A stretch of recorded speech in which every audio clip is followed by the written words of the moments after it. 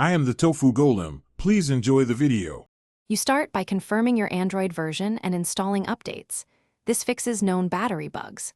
Next, open Settings and check battery details so you know what's draining power. Once done, uninstall apps you no longer use and immediately disable background activity for any heavy apps. This reduces wake clocks and background CPU.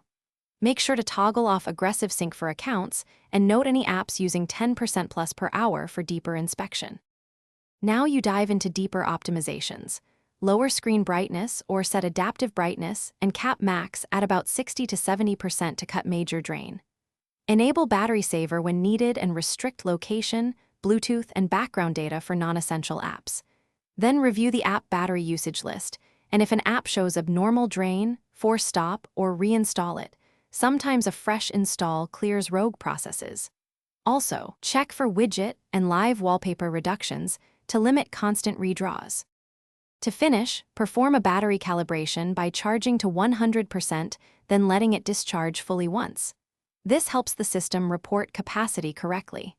If problems persist, back up your data and perform a factory reset as a last resort.